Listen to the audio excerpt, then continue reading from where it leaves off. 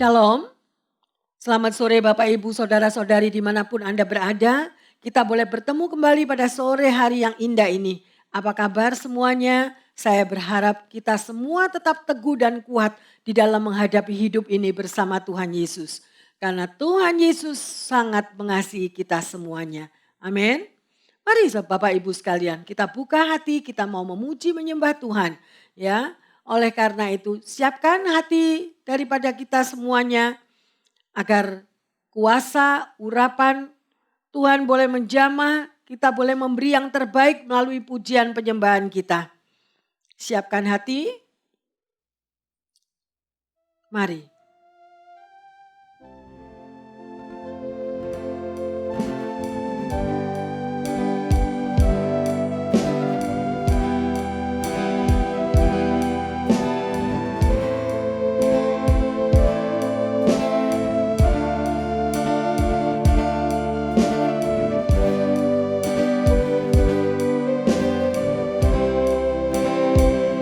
Ajar kami mengerti Tuhan. Ajar ku mengerti segala rencanamu. Amin. Ajar ku berserah hanya padamu. Amin. Haleluya. Pimpinlah jalanku dalam terang firman-Mu. Ajar ku berharap hanya padamu. Amin. Amin.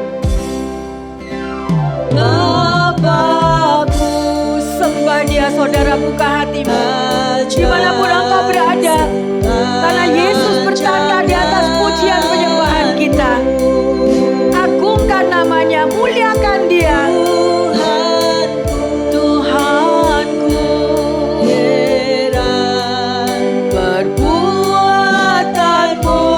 haleluya.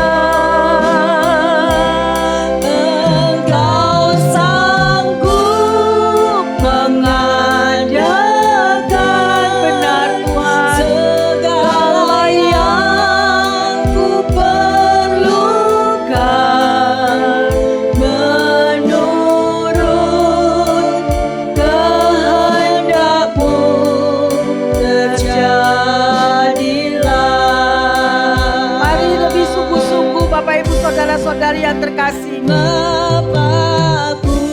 Bapakku, ajaib segala rancangan-Mu.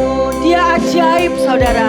Apapun persoalan yang kita hadapi, Bapa kita adalah Bapa yang ajaib. Raja di atas segala raja, yang mampu memberikan kekuatan baru pada sore hari ini bagi kita semuanya. Engkau sanggup mengadakan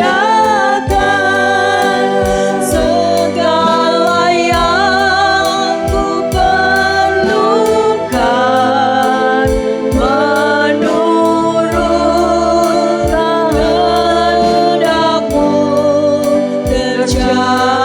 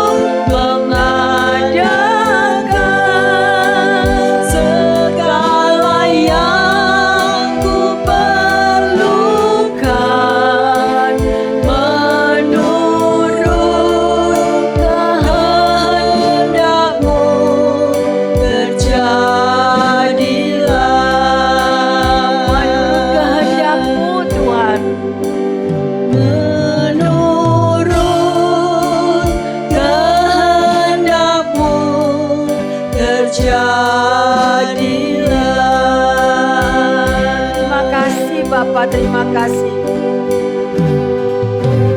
Firman-Mu pelita bagi kakiku, terang bagi jalanku.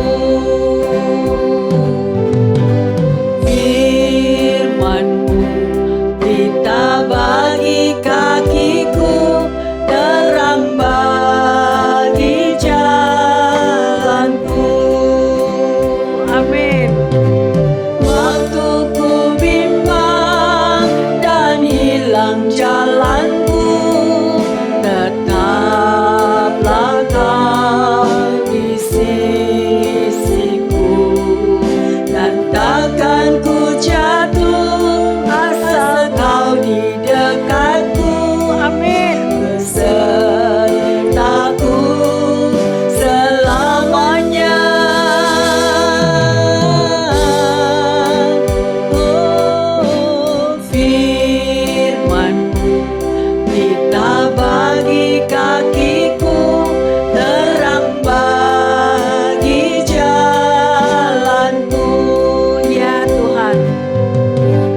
Firman-Mu pelita bagi kakiku, terang bagi jalanku.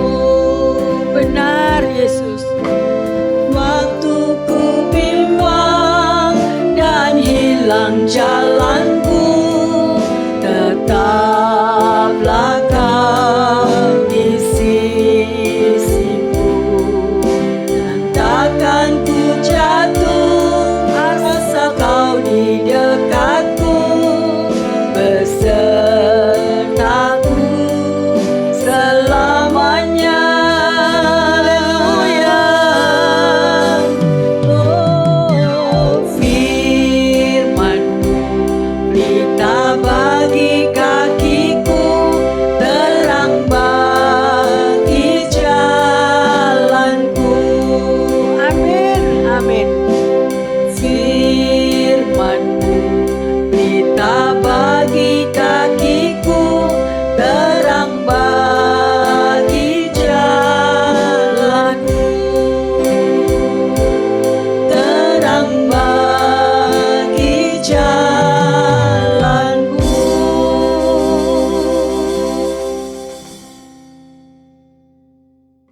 Bapa dalam surga, kami bersyukur. Kami tahu Bapa, bahwa firman-Mu adalah kekuatan di dalam hidup kami. Dan firman-Mu itulah terang di dalam setiap kami melangkah. Terlebih di dalam menghadapi situasi saat ini Tuhan. Tetapi kami mau mempertaruhkan kehidupan kami. Kami mau mempertaruhkan kepercayaan kami kepada juru selamat kami yang hidup. Terima kasih Bapa. Kami mau belajar senantiasa dari firman-Mu. Dan biarlah Roh Kudus yang di tengah kami mengurapi hati dan pikiran kami. Sehingga kami lebih memiliki hikmat dan pengetahuan yang akan mengubahkan kehidupan umat-Mu semuanya. Terima kasih Bapa. Beracaralah di tengah-tengah kami. Di dalam nama Tuhan Yesus kami berdoa. Haleluya. Amin. Shalom. Saudara, kita kembali lagi di sore yang indah ini. Karena kami percaya Tuhan Yesus ada di tengah kami. Dan Dia melihat kepada setiap Anda yang saat ini membuka hati untuk mendengarkan firman Tuhan. Apapun keberadaan daripada kita semua, ingatlah bahwa Tuhan Yesus sangat mengasihi kita. Saudara, tema khotbah pada sore hari ini adalah hikmat Allah. Ya. Dan di sini nanti kita akan belajar bersama-sama. Apa arti daripada hikmat? Tetapi sebelumnya, mari kita membaca dari Yakobus 1 ayat yang ke-5.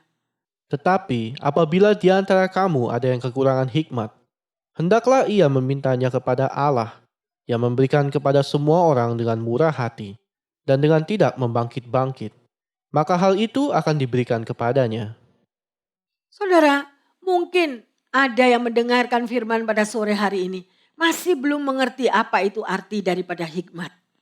Oleh karena itu di Yakobus 1 ayat 5 tadi mengatakan, bagi siapa yang kekurangan hikmat, mintalah kepada Tuhan. Mari kita akan belajar sore hari ini saudara. Apa arti daripada hikmat itu? Ungkapan hikmat adalah dari bahasa Yunani adalah Sophia yang diterjemahkan di dalam bahasa Inggris yang berarti wisdom. Dengan demikian, ungkapan hikmat yang dimaksudkan adalah bersifat spiritual atau rohani. Ya, karena banyak orang yang tidak mengerti apa itu artinya hikmat. Hikmat dan pengetahuan itu tidak sama, saudara semua. Tetapi hikmat ada hubungannya dengan pengetahuan. Hikmat adalah kemampuan untuk menilai dengan tepat dan bertindak dengan cara yang terbaik. Jadi, jelasnya hikmat adalah kemampuan atau keterampilan yang menggunakan dan menerapkan pengetahuan dengan cara yang benar. Ya, saudara, ada orang memiliki pengetahuan yang tinggi, tetapi tidak tahu cara menerapkannya, maka semuanya akan menjadi berantakan. Ya, pengetahuan mengajarkan kepada kita semua apa yang harus kita lakukan. Misalnya, orang yang berbuat salah harus ditegur. Hikmat mengajarkan bagaimana cara kita melakukan atau cara bagaimana kita untuk menegur seseorang itu. Ya, karena kadang kalau caranya salah, semuanya juga menjadi rusak ya, saudara. Contohnya di dalam pengetahuan, saudara. Kita tahu bahwa anak-anak harus dididik. Hikmat mengajarkan bagaimana cara untuk mendidik anak dengan baik. Jadi hikmat adalah pengetahuan yang dikaruniakan oleh Allah. Kita lihat di dalam 1 Korintus 12 ayat yang ke-8. Sebab kepada yang seorang roh memberikan karunia untuk berkata-kata dengan hikmat. Dan kepada yang lain roh yang sama memberikan karunia berkata-kata dengan pengetahuan. Saudara, jelas di sini. Oleh karena itu perlunya saudara dan saya mengerti akan firman Tuhan. Karena dengan kita belajar dan membaca akan firman Tuhan, semuanya itu akan dibukakan. Apa saja yang saudara dan saya alami di dalam hidup, jawabannya ada di dalam firman Tuhan. Ya saudara, jadi di sini kita bisa melihat melalui Alkitab, melalui ayat-ayat yang diberikan, saudara dan saya bisa menyelami apa yang Tuhan berikan. Dan kita bisa mengenal karya Allah yang luar biasa yang sudah disediakan di dalam kehidupan umatnya yang dikasihinya. Mari kita melihat di dalam Efesus 1 ayat yang ke-17. Dan meminta kepada Allah Tuhan kita Yesus Kristus, yaitu Bapa yang mulia itu, supaya ia memberikan kepadamu roh hikmat dan wahyu untuk mengenal Dia dengan benar. Saudara, sangat diperlukan sekali hikmat itu di dalam kehidupan kita. Ya, karena dengan adanya Anda memperoleh hikmat, kita mampu untuk memecahkan persoalan yang sulit. Ya, kekuatan yang daripada supranatural yang daripada Tuhan. Yang tidak dapat Anda dan saya terselami oleh akal manusia. Tetapi itulah yang diberikan melalui hikmat Allah. Jadi hikmat adalah bagian yang terpenting di dalam kehidupan kita. Saudara, sekali lagi saya mau katakan bahwa hikmat di dalam kehidupan kita sehari-hari sangat dibutuhkan, sangat diperlukan supaya kita tidak salah melangkah di dalam menghadapi hidup atau juga di dalam kita mengambil satu keputusan. Mari kita lihat di dalam Amsal 1 ayat yang ke-7. Takut akan Tuhan adalah permulaan pengetahuan, tetapi orang bodoh menghina hikmat dan didikan. Ya, saudara, lihat di sini. Bahwa takut akan Tuhan itu adalah permulaan hikmat. Kalau Anda bisa memiliki atau Anda bisa mau Anda mendapatkan hikmat itu, pertanyaannya, adakah kita takut akan Tuhan? Karena dengan kita takut akan Tuhan, itu adalah awal mula daripada hikmat Tuhan. Saudara, seorang bernama Mel Fisher, dia adalah seorang pemburu harta karun. Pada tahun 1985, setelah 16 tahun dia berburu, akhirnya dia menemukan bangkai dari kapal Spanyol Nuestra Senora de Atocha di kedalaman 17 meter dekat Key West, Florida. Para penyelam berhasil mengangkat harta karun bernilai jutaan dolar dari kapal tersebut. Tetapi hal itu tidak mudah. Mereka bekerja dalam waktu yang sangat lama dengan menggunakan alat pendeteksi untuk mengetahui apakah jenis-jenis harta karun yang mereka angkat tadi, jenis logam ya yang mereka temui, mereka selidiki sedemikian rupa. Akhirnya impian daripada Fisher ini tidaklah sia-sia dengan ditemukannya penemuan yang besar itu tadi. Saudara, di dalam Alkitab dikatakan ada sejenis harta karun, harta yang luar biasa yang jauh lebih berharga daripada emas, perak, ataupun permata. Dan harta yang berharga itu bernama hikmat. Mari kita lihat di dalam Amsal 3 ayat 13 sampai 15. Berbahagialah orang yang mendapat hikmat, orang yang memperoleh kepandaian, karena keuntungannya melebihi keuntungan perak, dan hasilnya melebihi emas. Ia lebih berharga daripada permata. Apapun yang kau inginkan tidak dapat menyamainya. Amin. Saudara, sungguh luar biasa. Alkitab itu adalah harta karun. Itu adalah suara, pewahyuan daripada Tuhan untuk saudara dan saya. Tetapi kalau kita enggan untuk membaca firman Tuhan, maka semuanya itu kita tidak akan mengerti dan tidak akan mendapatkan apa-apa di dalam hidup ini. Dan alangkah ruginya terlebih daripada kita yang mengaku sebagai anak Tuhan. Yang mengaku bahwa dirinya orang Kristen atau apa saja. Tetapi tidak tahu apapun tentang isi Alkitab. Ada kuasa di dalam firman Tuhan. Ada kuasa apabila engkau mau menggali, ada treasure, ada harta yang luar biasa di dalam firman Tuhan itu. Tidak ada satupun saudara yang dapat menguatkan kita di dalam situasi pandemik seperti ini. Tetapi apabila kalau kita mau belajar dan diajar dan dibentuk oleh Tuhan, bacalah akan firman Tuhan. Kita akan menemukan harta karun yang luar biasa yang akan memulihkan hidup kita, yang akan mengubah kehidupan kita. Tetapi sering kali kita sebagai anak Tuhan, kita menganggap remeh. Kita menganggap enteng, tidak perlu semua Alkitab itu. Yang lebih kita suka adalah berita-berita apa saja yang di luar. Berita selebriti, berita politik, berita apa saja yang mendunia saat ini. Itu lebih konstan yang senantiasa menjadi pusat perhatian kita. Sehingga apapun tujuan daripada yang Tuhan adalah keselamatan bagi Anda dan saya melalui firman Tuhan, tetapi kita nggak pernah mau gali. Alangkah ruginya kita sebagai anak Tuhan. Mari Bapak Ibu sekalian, bagaimana Anda dan saya dapat memperoleh hikmat? Kita akan pelajari 4 hal. Yang pertama, yaitu dalam Yakobus 1 ayat yang ke-5. Tetapi apabila di antara kamu ada yang kekurangan hikmat, hendaklah ia memintanya kepada Allah, yang memberikan kepada semua orang dengan murah hati, dan dengan tidak membangkit-bangkit. Maka hal itu akan diberikan kepadanya. Saudara, kalau Anda menginginkan hikmat itu, firman-Nya mengatakan mintalah kepada Allah. Ya, atau kita cuek. Saudara boleh memperoleh gelar, 10 gelar di dalam hidup ini. Profesor apapun saudara.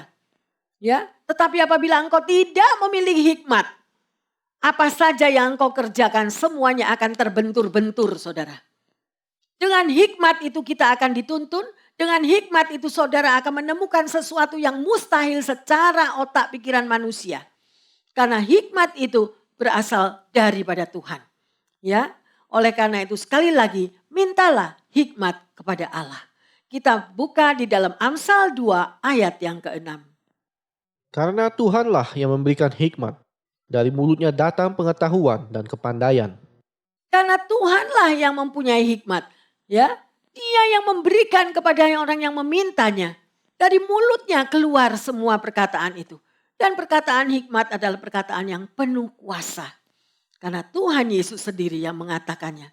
Rasul Paulus berdoa kepada Allah dan meminta agar Allah memberikan hikmat kepada jemaat di Efesus. Mari kita lihat di dalam Efesus 1 ayat 16 dan 17. Aku pun tidak berhenti mengucap syukur karena kamu, dan aku selalu mengingat kamu dalam doaku, dan meminta kepada Allah Tuhan kita Yesus Kristus, yaitu Bapa yang mulia itu, supaya Ia memberikan kepadamu roh hikmat dan wahyu untuk mengenal Dia dengan benar. Jadi saudara, Anda boleh membaca Alkitab dari Kejadian sampai Wahyu. Ya, saudara baca berulang-ulang, tetapi kalau Anda tidak pernah mengerti apa itu tentang hikmat, apapun yang saudara baca semuanya zero atau kosong. Oleh karena itu hikmat adalah yang terpenting dan Anda dan saya harus meminta, memohon kepada Tuhan. Ya, roh hikmat dan wahyu. Yang kedua, takut akan Allah adalah awal daripada hikmat. Jadi kalau Anda tidak pernah, saudara, mau menghargai Tuhan sebagai juru selamat di dalam kehidupan kita, Anda tidak akan pernah ada takut akan Dia. Ya, oleh karena itu kita tahu bahwa kita pun tidak akan pernah mendapatkan hikmat. Mari kita lihat di dalam Ayub 28 ayat yang ke-28. Tetapi kepada manusia Ia berfirman, sesungguhnya takut akan Tuhan itulah hikmat, dan menjauhi kejahatan itulah akal budi. Haleluya. Takut akan Tuhan itu adalah hikmat, saudara. Pertanyaannya, siapa yang Anda takuti saat ini? Penyakit? Virus corona? Bos? Pekerjaan? Ekonomi? Ataukah kita takut akan Tuhan yang pemilik daripada langit dan bumi dan segala situasi dikendalikan di dalam tangan Tuhan. Itulah yang sebenarnya yang harus kita takuti. Yaitu juru selamat kita. Ya, sudah selayaknya kita menghormati Tuhan dan menjauhi kejahatan. Contoh, kita boleh teringat atau kalau Anda membaca dari kitab Nabi Nuh, ya, bukan kitab Nabi Nuh, dari cerita Nuh, ya, atau Ayub. Mereka mampu untuk menjauhi kejahatan. Bukan karena mereka hebat, saudara. Melainkan karena mereka punya hubungan pribadi yang begitu akrab dengan Tuhan. Mereka begitu dekat dengan Allah, mempunyai relationship yang sangat kuat. Sehingga mereka mempunyai rasa hormat yang besar kepada Tuhan. Ya, walaupun semua orang berbuat jahat, mereka tidak ikut untuk berbuat jahat. Ya, dan mereka mengatakan tidak untuk suatu kejahatan. Inilah yang disebut takut akan Tuhan. Dan hikmat Tuhan pasti ada pada mereka. Yang ketiga, untuk memperoleh hikmat ialah, sekali lagi tadi dikatakan, milikilah hubungan intim dengan Tuhan. Melalui berdoa, menyembah, memuji kepada Sang Juru Selamat. Ya, dari mana kita tahu? Mari kita lihat di dalam Daniel 6 ayat ke-11 dan 20. Demi didengar Daniel bahwa surat perintah itu telah dibuat, pergilah ia ke rumahnya. Dalam kamar atasnya ada tingkap-tingkap yang terbuka ke arah Yerusalem. 3 kali sehari ia berlutut, berdoa serta memuji Allahnya seperti yang biasa dilakukannya. Pagi-pagi sekali ketika fajar menyingsing, bangunlah raja dan pergi dengan buru-buru ke gua singa. Haleluya. Saudara, Daniel tahu pada waktu masalah terjadi, pada waktu apa saja yang dia harus hadapi, dia datang kepada Tuhannya. Ya, dia berdoa kepada Tuhan karena dia percaya bahwa Tuhan pasti akan memberikan jalan keluar. Tuhan pasti akan membukakan rahasia-rahasianya, ya, bagi orang yang takut akan Tuhan. Ya, melalui doa, pujian dan penyembahan kepada Tuhan, terjadi satu hubungan yang akrab. Terjadi suatu rahasia-rahasia daripada Tuhan akan diberikan kepadanya. Ya, saudara, tuntunan Tuhan akan dinyatakan dengan luar biasa. Apa yang Daniel harus lakukan, dia mendapatkan hikmat yang luar biasa daripada Tuhan. Ya, bagaimana Anda dan saya di saat-saat situasi yang tidak menentu? Apakah Anda mengerti bahwa ada satu kata hikmat untuk Anda dan saya bisa menghadapi, bisa memperoleh jalan keluar di dalam situasi yang sangat amat memberikan ketakutan kepada orang-orang sekeliling Anda. Ya, datanglah kepada Tuhan, mintalah, mohonlah, maka Tuhan akan memberikan hikmat, jalan keluar apa yang harus saudara dan saya lakukan. Yang keempat, untuk memperoleh hikmat dengan membaca dan merenungkan firman Allah. Maukah Anda membaca firman Allah? Maukah Anda membaca apa yang Tuhan firmankan di dalam Alkitab? Ataukah Anda lebih terpikat? Begitu buka mata, yang nomor satu, handphone yang akan Anda pegang. Kemudian Facebook yang kita buka. Kemudian YouTube, apa yang kita mau dengar. Berita-berita selebriti, berita-berita yang mengenakkan telinga kita. Ya, saudara. Untuk mengetahui firman Tuhan terletak di mana, janji Tuhan di mana, perlindungan Tuhan ada di mana. Kita nggak tahu dan tidak mau tahu. Tetapi kita lebih, saudara, berantusias melihat perkembangan-perkembangan daripada situasi para selebriti tahu semuanya.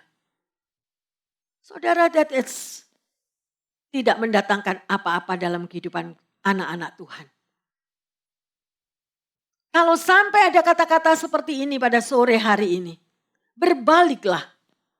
Apa yang kita mau cari di dalam sisa hidup kita? Apa yang kita mau kejar di dalam sisa hidup kita? Milikilah pertemuan pribadi dengan Tuhan Yesus. Hidup Anda dan saya pasti akan diubahkan total. Dan Anda akan tahu betapa luar biasa kekuatan daripada berkah anugerah Tuhan akan dicurahkan, akan dipulihkan dan akan diberikan di dalam kehidupan Anda bersama keluarga Anda. Milikilah kerinduan Bapak Ibu saudara-saudari yang terkasih. Jangan tenggelam di dalam manusia daging yang begitu kuat. Tapi milikilah manusia rohani yang begitu haus dan lapar. Sehingga Anda dan saya boleh memperoleh karunia roh. Anda dan saya boleh mengerti apa itu hikmat, tuntunan Tuhan. Yang sungguh sangat dibutuhkan di akhir zaman. Saudara, kita bisa melihat bagaimana Daud berkata di dalam Mazmur 119 ayat 98 sampai 100. Perintahmu membuat aku lebih bijaksana daripada musuh-musuhku, sebab selama-lamanya itu ada padaku. Aku lebih berakal budi daripada semua pengajarku, sebab peringatan-peringatanmu kurenungkan. Aku lebih mengerti daripada orang-orang tua, sebab aku memegang titah-titahmu. Amin. Saudara, begitu indah. Daud mau membayar harganya. Daud memiliki satu pengalaman pribadi dengan Tuhannya. Bagaimana Tuhan melepaskan dia dari Goliat. Bagaimana Tuhan bekerja pada waktu dia mau dibunuh oleh Saul. Semuanya itu saudara. Kenapa Daud tidak membalas dendam? Karena dia memiliki hikmat Allah. Saudara. Ya, sedemikian orang yang dituntun oleh roh Allah. Pasti dia memiliki hikmat. Daud mempelajari firman Allah dan menjadikan sebagai isi di dalam pikirannya serta gaya hidupnya. Itulah yang membuat Daud memiliki hikmat Allah. Ketika dia menerima tanggung jawab untuk memimpin bangsa Israel memasuki tanah Kanaan. Perintah penting yang tidak boleh dia abaikan. Itu juga dilakukan oleh Joshua, saudara. Joshua yang dipanggil untuk membawa orang Israel keluar. Ya. Oleh karena itu bukan Daud tetapi Joshua. Ya, dan di sini kita melihat di dalam Joshua 1 ayat yang ke-7 dan ke-8. Hanya kuatkan dan teguhkanlah hatimu dengan sungguh-sungguh. Bertindaklah hati-hati sesuai dengan seluruh hukum yang telah diperingatkan kepadamu oleh hambaku Musa. Janganlah menyimpang ke kanan atau ke kiri. supaya engkau beruntung kemanapun engkau pergi. Janganlah engkau lupa memperkatakan kitab Taurat ini, tetapi renungkanlah itu siang dan malam, supaya engkau bertindak hati-hati sesuai dengan segala yang tertulis di dalamnya. Sebab dengan demikian perjalananmu akan berhasil dan engkau akan beruntung. Amin. Saudara tahu siapa Joshua? Joshua adalah pengganti Musa. Saya percaya bahwa dia adalah seorang anak Tuhan. Tetapi sebagai anak Tuhan bukan berarti dia bebas dari masalah. Seringkali kita sebagai anak Tuhan, ya, kita marah, kita kecewa apabila masalah apapun yang terjadi, ya, tantangan pergumulan hidup, kita kecewa dan kita komplain. Kita melihat dan belajar daripada Musa. Apa saja tantangan yang dia hadapi, menghadapi Firaun. Kita belajar dari Joshua juga, apa yang dia hadapi. Dan apa perkataan Tuhan di dalam Joshua 1:7 ayat 8 tadi. Berjalanlah dengan hati-hati. Ya, dikatakan, diperingatkan. Ya, sedemikian rupa. Dan Joshua juga menerima hikmat Tuhan. Sehingga menjadikan dia yang berhasil. Ya, menjadikan seseorang itu berhasil karena hikmat daripada Allah. Firman Tuhan juga mengatakan di Pengkhotbah 10 ayat yang ke-10. Jika besi menjadi tumpul dan tidak diasah, maka orang harus memperbesar tenaga. Tetapi yang terpenting untuk berhasil adalah hikmat. Saudara, pengetahuan memang perlu. Tetapi kalau Anda keberhasilan yang benar dan mendatangkan buah-buah yang baik, semuanya itu berasal daripada Tuhan. Daripada hikmat yang menuntun kehidupan umatnya. Bapak, Ibu, Saudara-saudari yang terkasih dimanapun Anda berada. Kita semua membutuhkan hikmat Tuhan. Karena tanpa hikmat Tuhan, kita tidak akan mampu menjalani hidup hari-hari ini. Dalam segala aspek kehidupan, kita membutuhkan hikmat. Dalam kita berumah tangga, kita membutuhkan hikmat. Di dalam kita mendidik anak-anak kita membutuhkan hikmat. Di dalam kita berbisnis pun, kita juga membutuhkan hikmat. Ya, demikian juga seperti apa yang saya katakan tadi. Di saat kita COVID-19 yang belum teratasi hingga hari ini, apa yang saudara dan saya lakukan? Mari datang kepada Tuhan. Meminta hikmat kepada Tuhan. Langkah apa yang seharusnya kita ambil? Biarlah hikmat daripada Tuhan menuntun hidup Anda dan saya, memberi kekuatan dan memberikan jalan keluar sampai persoalan ini akan berakhir. Ya, jadi saudara, apapun yang kita hadapi setiap hari, kita yang mengaku sebagai anak Tuhan, milikilah hikmat dan mintalah kepada Tuhan. Saudara, ada sebuah dongeng anak-anak yang menceritakan tentang pemuda miskin yang bernama Aladin. Ya, suatu hari dia menemukan lampu tua yang misterius. Ketika lampu itu digosok, keluarlah sesosok jin yang sempat dan dapat mengabulkan permintaannya. Saat itu juga Aladin meminta kekayaan. Kisah ini menggambarkan betapa besar hasrat banyak orang dunia untuk mengejar kekayaan. Ya, namun tidak demikian dengan Salomo.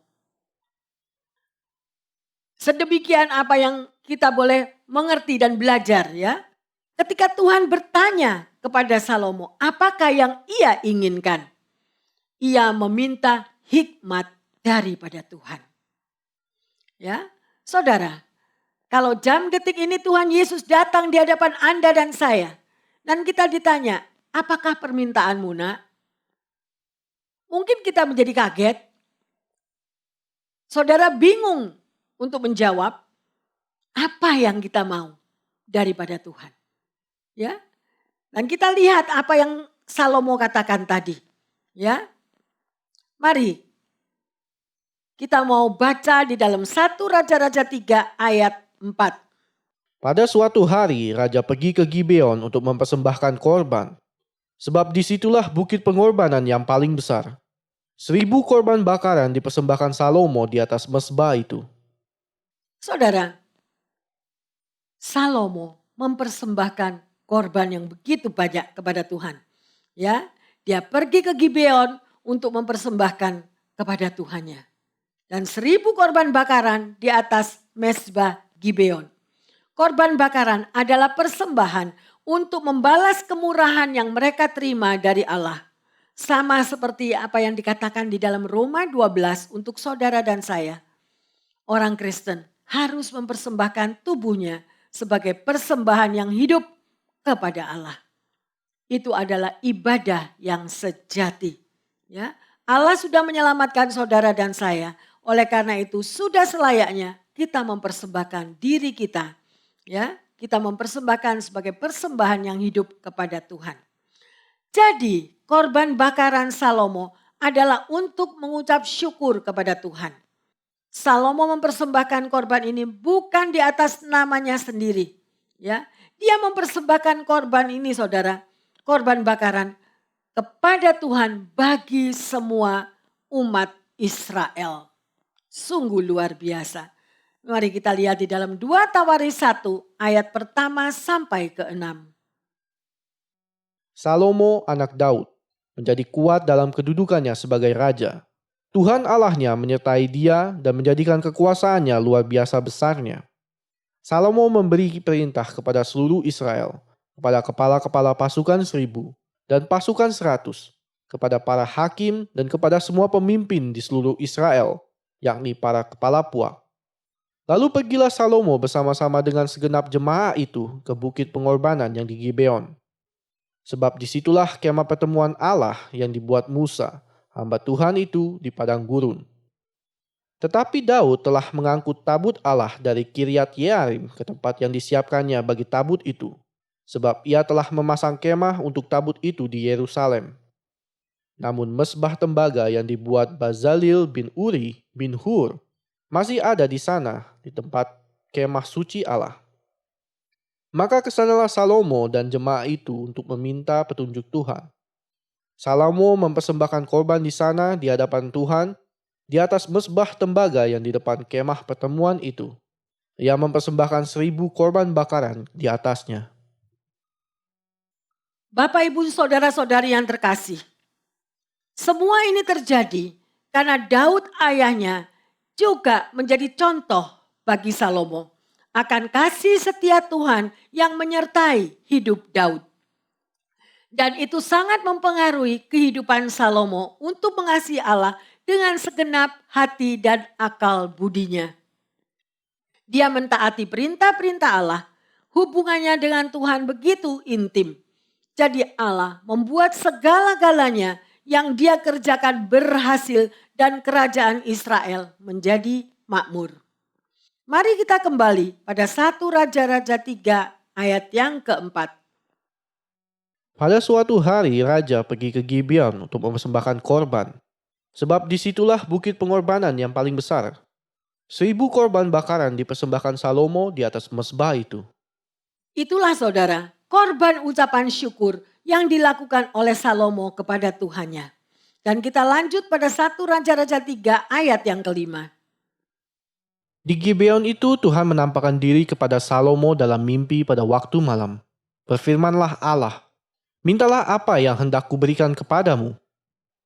Jadi makna daripada ayat ini adalah suatu manifestasi yang sangat signifikan.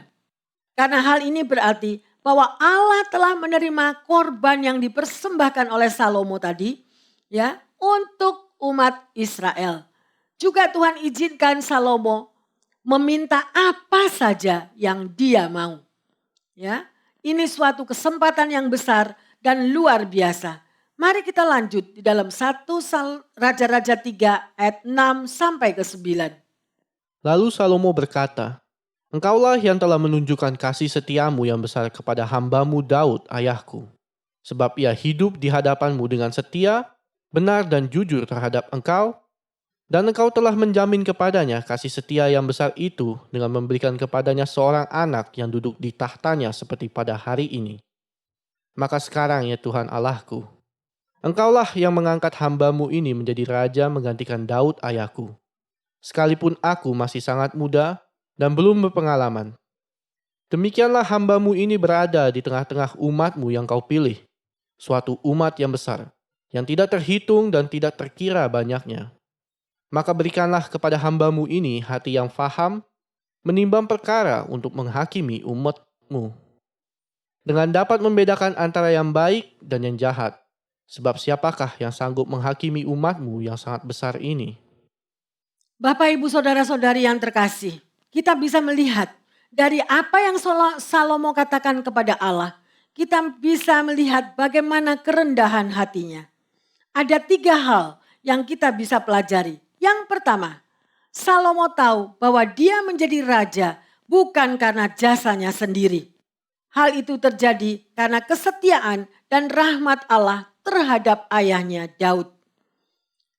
Dan Daud mengikuti Allah seumur hidupnya dan itu menjadi teladan bagi Salomo untuk mengasihi Allah dengan segenap hatinya. Yang kedua, Salomo menyadari bahwa bangsa Israel adalah umat pilihan Allah dan milik Allah. Jadi dia harus memimpin dan mengembalakan umat Allah menurut kehendak Allah. Tidak memerintah menurut kehendaknya sendiri. Yang ketiga, Salomo menyadari bahwa dia tidak mempunyai kemampuan untuk memerintah umat Allah. Jadi dia meminta Allah untuk memberikan hikmatnya dan mengajarnya bagaimana untuk memerintah umat Allah berdasarkan kebenaran dan kejujuran. Salomo hanya meminta satu hal, yaitu hikmat untuk membedakan antara yang baik dan yang jahat. Dan kita melihat di sini bagaimana respon Allah kepada Salomo. Perhatikan kalimat ini. Adalah baik di mata Tuhan. 1 Raja-Raja 3 ayat yang ke-10. Lalu adalah baik di mata Tuhan bahwa Salomo meminta hal yang demikian. Jadi Tuhan sangat senang dengan permintaan Salomo. Allah berkenan ketika orang percaya dengan sungguh-sungguh hati dan mencari serta memohon hikmat rohani. Seperti yang tertulis di dalam Yakobus 1 ayat 5 tadi saudara sudah baca. Jadi apabila di antara kita, di antara umat Tuhan yang kekurangan hikmat, hendaklah ia memintanya kepada Tuhan. Yang akan memberikan kepada semua orang dengan murah hati dan tidak akan membangkit-bangkit. Ya, maka hal itu akan diberikan kepadanya. Kiranya doa kita juga menyenangkan hati Allah. Ya. Demikian, mari kita lihat ya, mengapa Allah begitu senang. Kita baca di dalam 1 Raja-Raja 3 ayat yang ke-11 dan yang ke-12. Jadi berfirmanlah Allah kepadanya, oleh karena engkau telah meminta hal yang demikian dan tidak meminta umur panjang atau kekayaan atau nyawa musuhmu, melainkan pengertian untuk memutuskan hukum, maka sesungguhnya aku melakukan sesuai dengan permintaanmu. Sesungguhnya aku memberikan kepadamu hati yang penuh hikmat dan pengertian, sehingga sebelum engkau tidak ada seorang pun seperti engkau, dan sesudah engkau takkan bangkit seorang pun seperti engkau. Kalau Anda mengamati akan ayat ini, apa yang Tuhan katakan, jawaban Tuhan atas doa Salomo. Begitu luar biasa. Ya. Pertanyaannya, bagaimana dengan doa-doa kita kepada Tuhan? Apa yang kita minta kepada Tuhan selama ini? Ya, biarlah kita mau belajar apa yang seperti doa Salomo kepada Tuhan. Doa yang keluar dari hati yang tulus, ya. Doa yang hanya meminta hikmat agar dia tahu bagaimana untuk memerintah Israel dengan keadilan dan kebenaran. Dan dia mau umat Israel diberkati. Ya saudara, begitu banyak daftar doa-doa dari anak Tuhan. Seperti doa seperti supermarket saudara. Ya, mau sesuatu yang indah, mau sesuatu yang glamur, berkati ini, berkati itu, berkati apa saja. Semuanya hanya bersifat jasmani. Semua permohonannya hanya bersifat kedagingan. Ya, hanya kenikmatan dunia. Dan itu kosong saudara. Semuanya itu akan sirna. Tetapi kalau Anda dan saya memohon akan hikmat Allah, ya, kekuatan kuasa daripada Tuhan akan terjadi. Harta surgawi yang Anda dan saya akan peroleh. Adakah kita merindukannya? Kalau Anda belum pernah mengatakan hal itu, mari pada malam hari ini ambillah satu keputusan untuk mulai meminta hikmat daripada Tuhan. Ya, saudara, isi kandungan daripada doa Salomo luar biasa. Ya, kita mau lihat pada Matius 6 ayat yang ke-7 dan ke-8. Lagi pula dalam doamu itu, janganlah kamu bertele-tele seperti kebiasaan orang yang tidak mengenal Allah. Mereka menyangka bahwa karena banyaknya kata-kata, doanya akan dikabulkan. Jadi janganlah kamu seperti mereka, karena Bapamu mengetahui apa yang kamu perlukan sebelum kamu meminta kepadanya. Luar biasa saudara, sebelum Anda dan saya berdoa, Tuhan sudah tahu isi hati kita. Pergumulan Anda dan saya setiap hari. Mimpi-mimpi indah apa saja yang saudara mau. Tuhan jawab, Tuhan sudah tahu sebelumnya. Tetapi adakah hatimu melekat kepada Tuhan? Mempunyai hubungan pribadi, mempunyai relationship, menghormati dan menghargai Tuhan. Mengutamakan Tuhan di atas segala-galanya. Dengan takut dan hormat akan Tuhan. Tetapi kalau kita hanya memakai Tuhan untuk kenikmatan harta dunia. Kalau kita hanya mau Tuhan datang untuk hanya kita mau berkat-berkat supaya kita hidup dilihat oleh orang lain. Hidup di dalam prestis dunia. Saudara, dengan tanda petik, akankah Tuhan menjawabnya? Banyak sekali anak-anak Tuhan yang tidak mengerti. Ya, anak Tuhan banyak yang datang kepada Tuhan hanya untuk berkat jasmani. Banyak anak Tuhan yang datang hanya untuk menerima kenikmatan duniawi. Ya saudara, dan itu Tuhan sangat tidak berkenan. Ya, oleh karena itu mari kita belajar daripada doa Salomo. Bagaimana Salomo bertindak memutuskan sesuatu yang sulit terselesaikan. Kita melihat bagaimana Salomo mengambil satu tindakan menghadapi dua wanita yang lagi berebut seorang bayi. Kita akan melihat di dalam 1 Raja-Raja 3 ayat 23 dan sampai 28. Lalu berkatalah raja, yang seorang berkata, anakkulah yang hidup ini dan anakmulah yang mati. Yang lain berkata, bukan, anakmulah yang mati dan anakkulah yang hidup. Sesudah itu raja berkata, ambilkan aku pedang. Lalu dibawalah pedang ke depan raja. Kata raja, penggalah anak yang hidup itu menjadi dua dan berikanlah setengahnya kepada yang satu dan yang setengah lagi kepada yang lain. Maka kata perempuan yang empunya anak yang hidup itu kepada raja, sebab timbullah belas kasihannya terhadap anaknya itu. Katanya, ya tuanku, berikanlah kepadanya bayi yang hidup itu. Jangan sekali-sekali membunuh dia. Tetapi yang lain itu berkata, supaya jangan untukku ataupun untukmu, penggalah. Tetapi raja menjawab, katanya, berikanlah kepadanya bayi yang hidup itu, jangan sekali-sekali membunuh dia. Dia itulah ibunya. Ketika seluruh orang Israel mendengar keputusan hukum yang diberikan raja, maka takutlah mereka kepada raja, sebab mereka melihat bahwa hikmat daripada Allah ada dalam hatinya untuk melakukan keadilan. Haleluya, ya luar biasa. Itulah hikmat yang Tuhan berikan kepada Salomo. Ya, anugerah hikmat kepadanya. Karena Salomo memintanya kepada Tuhan. Tidakkah Anda dan saya rindu untuk meminta hikmat kepada Tuhan? Setiap hari saudara kita membutuhkan hikmat. Ya, karena kita menghadapi hidup yang tidak mudah. Apabila daging kita yang menuntun jalan hidup kita, maka kita bisa salah. Kita akan terperosok. Tetapi kalau hikmat Tuhan yang menuntun saudara dan saya, maka kita akan melihat cara Tuhan yang ajaib. Ya, Salomo sedemikian rupa dapat menemukan ibu yang sejati bagi bayi tersebut. Ya, dan kita lihat tadi seperti apa yang Salomo berdoa di dalam 1 Raja-Raja 3 dan 9 dan juga jawaban Tuhan pada ayat yang ke-12. Saudara baca sendiri di rumah ya. Saudara ulangi supaya lebih mengerti, apalagi yang belum pernah membaca akan cerita Salomo. Bahkan mungkin tidak tahu siapa Salomo. Ya saudara, oleh karena itu saya menghimbau.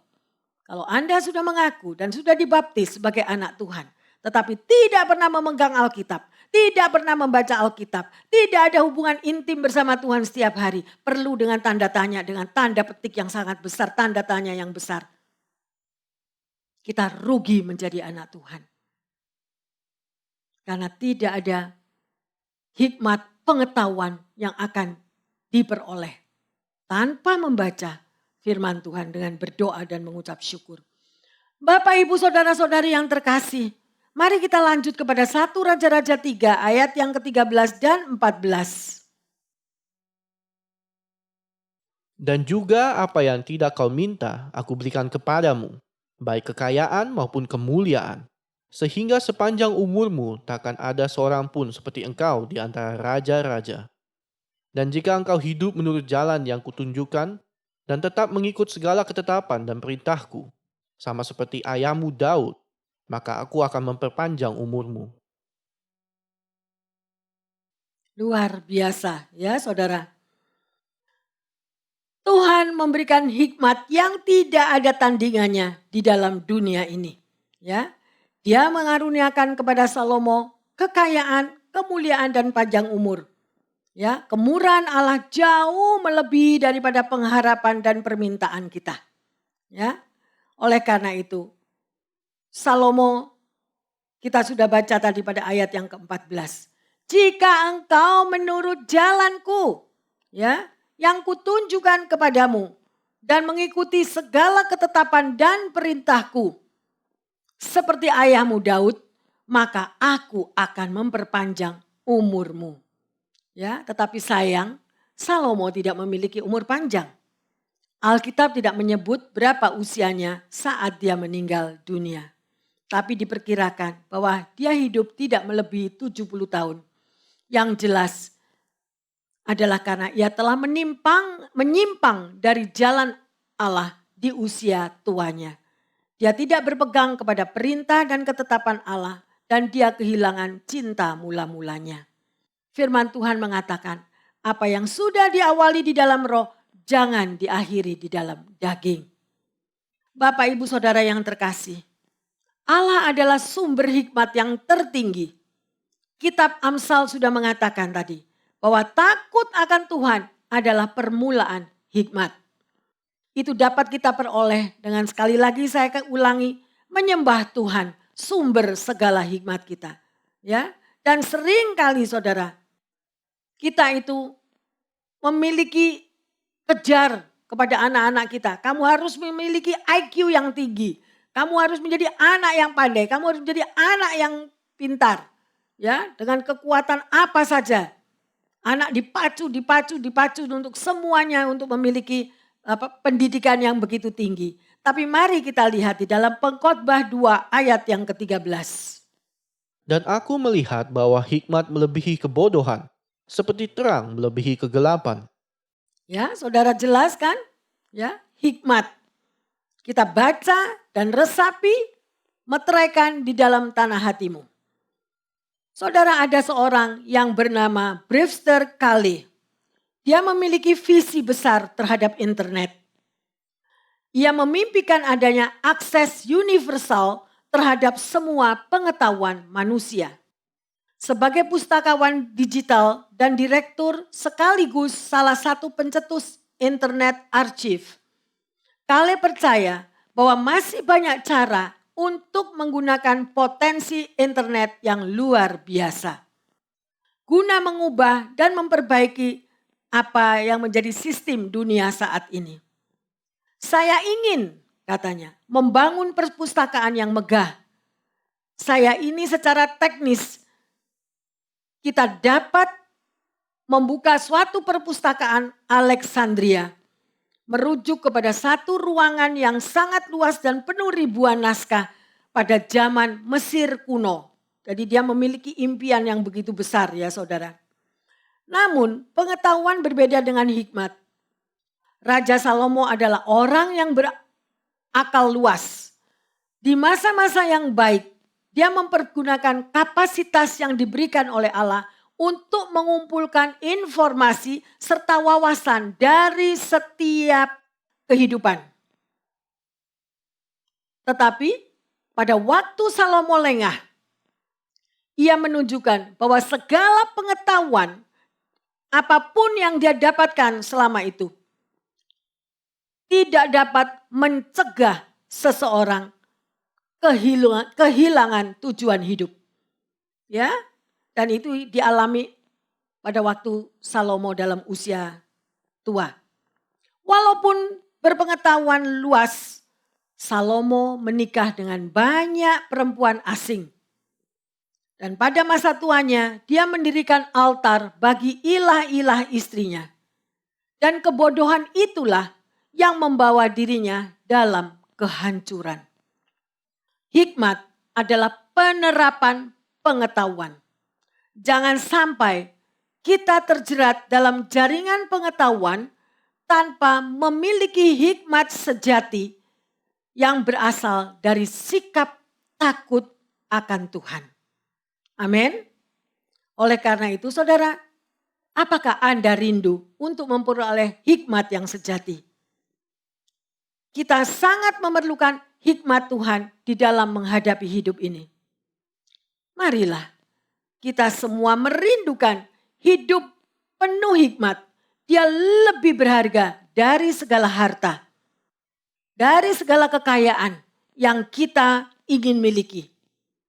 Berperilakulah bijaksana dengan melakukan segala hal apapun yang kita mau lakukan, yaitu dengan fondasi akan firman Allah. Ya, mintalah senantiasa hikmat Tuhan, seperti yang tertulis di dalam Kolose 2 ayat yang ketiga. Sebab di dalam dialah tersembunyi segala harta hikmat dan pengetahuan. Amin, saudara. Ini biarlah menjadi ayat emas bagi kita semua. Sebab di dalam dialah tersembunyi segala harta hikmat dan pengetahuan. Siapa dia yang dimaksud pada ayat ini? Tidak lain ialah Yesus Kristus, Tuhan yang memiliki harta hikmat dan pengetahuan. Ya, hiduplah melekat kepada Tuhan Yesus karena dialah sumber segala hikmat dan pengetahuan. May the wisdom be with you. Amin. Dan semoga kita bisa menjadi orang yang lebih berhikmat. Bapak, Ibu, Saudara-saudari yang terkasih, kita sudah mempelajari pada sore hari ini. Tuhan memberikan kepada Anda dan saya betapa perlunya sebagai anak Tuhan memiliki hikmat daripada Tuhan. Bukalah hatimu, mari kita bersama-sama menyembah Tuhan. Katakan kepada Tuhan kekuatan serta penghiburan.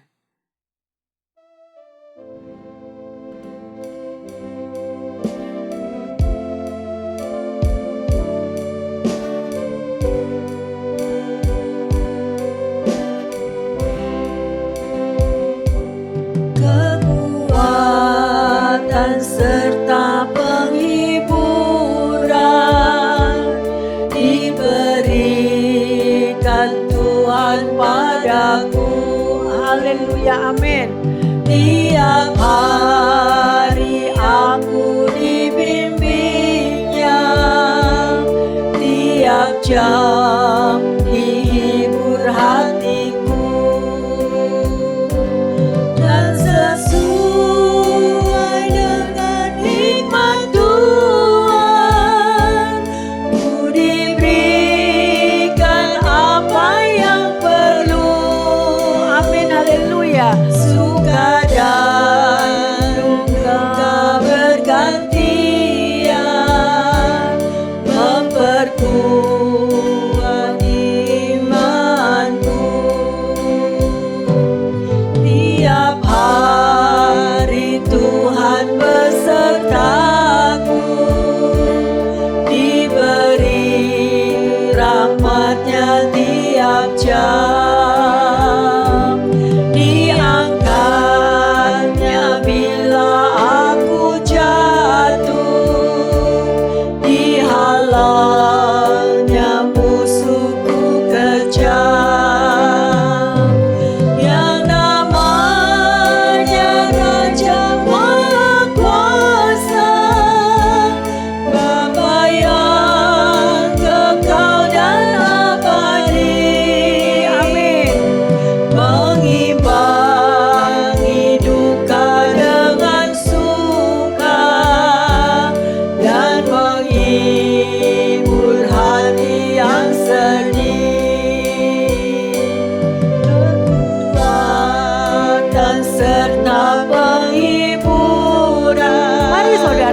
ubah bersama saya. Biarlah lagu ini menjadi doa bagi setiap kita. Kata-katanya begitu indah. Kata-katanya begitu menguatkan. Tiap jam kita dihibur. Tiap hari kita dibimbingnya. Sesuai dengan hikmat Tuhan. Saudara dan saya diberikan apa yang perlu. Sesuai dengan hikmat Tuhan, ku diberikan apa yang perlu. Amin. Suka dan duka bergantian, memperkuat imanku. Tiap hari. Tiap hari Tuhan besertaku. Begitu indahnya Tuhan kita, saudara. Apapun keberadaanmu dan dimanapun engkau berada, percayalah bahwa tiap hari Tuhan bersama kita. Apabila kita dalam kelemahan saat ini, apabila kita dalam kebingungan waktu ini, percayalah Tuhan yang akan berperang ganti kita.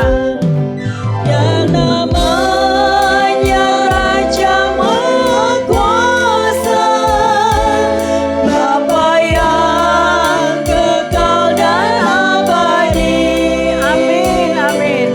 Mengimbangi duka dengan suka dan menghibur hati yang sedih. Yang namanya Raja Maha Kuasa, amin. Bapa yang kekal dan abadi. Benar Tuhan. Mengimbangi duka dengan suka dan menghibur hati yang sedih. Dan mengimbangi duka dengan suka dan menghibur hati yang sedih. Bapa dalam surga, sungguh kami sangat bersyukur. Kami menyadari betapa pentingnya hikmat-Mu. Dan kami rindu untuk mendapatkannya ya Bapa. Ajarkanlah kami selalu melekat kepadamu. Limpahkanlah kami harta hikmat dan pengetahuan. Sehingga kami dapat berpikir dan berbuat seturut kehendak-Mu saja. Terima kasih ya Tuhan. Kami serahkan semua pendengar akan firman-Mu ini. Dimanapun kami berada. Hamba terlalu percaya urapan hikmat Tuhan turun atas setiap umat-Mu. Sehingga hidup mereka boleh diubahkan. Di dalam nama Tuhan Yesus kami berdoa dan bersyukur. Yang percaya dan sudah menerima urapan hikmat pengetahuan daripada Tuhan. Mengatakan amin, amin, amin.